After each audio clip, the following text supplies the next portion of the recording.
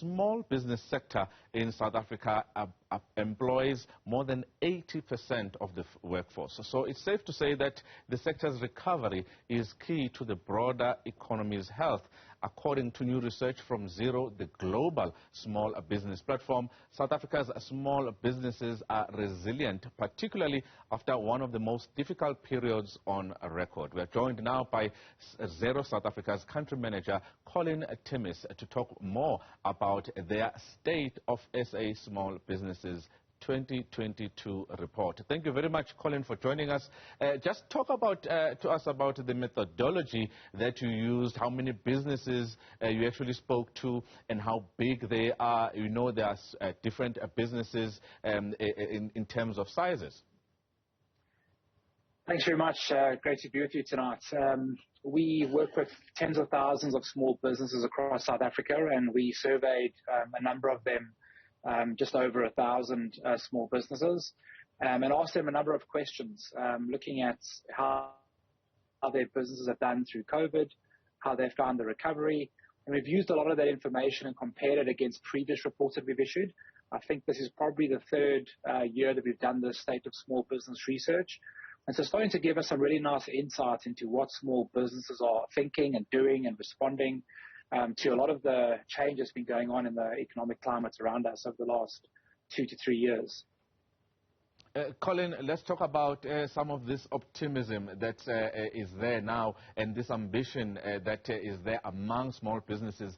62% of them, your report found, have actually grown in the past year. A difficult year where we have had, KZN floods, the unrest, COVID-19 is here, and also there's 87% who believe that the outlook for small businesses is actually good. What's driving this optimism? Well, I think, there's been a huge amount of change, as you pointed out, over the last 2 years, and those statistics are quite right. Those businesses are optimistic. They've grown, and a further 34% are preparing to expand into new markets compared to about 15% last year. So what's driving this optimism? What's driving this growth amongst these small businesses? I think really it's a need to grow. It's a need to find new markets. And it's also the realization that businesses have reinvented a lot of their processes and a lot of their sort of more business as usual activities. And by doing that, by reinventing what they've really done in the same way for many years, year after year, they're finding themselves in a position where they can expand into new markets. They can be more positive because they're tapping into new opportunities. And so in a way, a lot of the hardship, well, of course, there's been many small businesses who have not survived and who have not made it through the very treacherous last 2 years that we've had.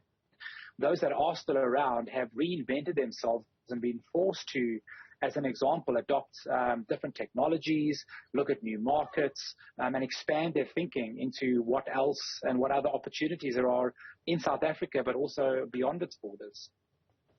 Colin, there's something that is in the report that was quite interesting. 85% of these businesses reported to you that they are actually seeing challenges, and when it comes to COVID-19 lockdowns in future, that is still a concern.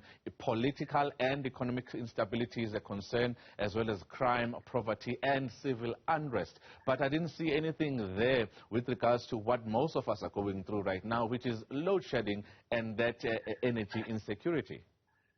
Yes, I think at the time that the research was conducted, things have sort of stabilized, but we probably should have known better and asked a few more of those questions around load shedding. But as you just pointed out, there's just so many things to be concerned about living in South Africa.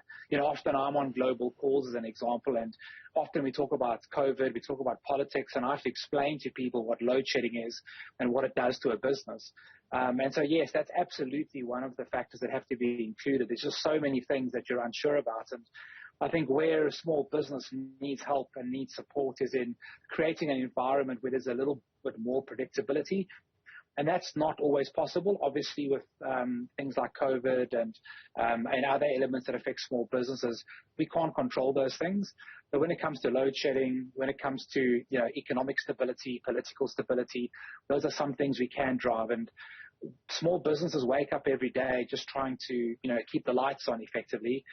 And we've really got to try to create an environment where there is a far greater extent of certainty that those small businesses can operate within. Colin Timmis, the country manager in South Africa for Xero, that a platform for businesses, talking to us about their latest findings that South African small businesses are actually resilient, and some have grown in the past year when it comes to the challenges that are facing not only South Africa but the world.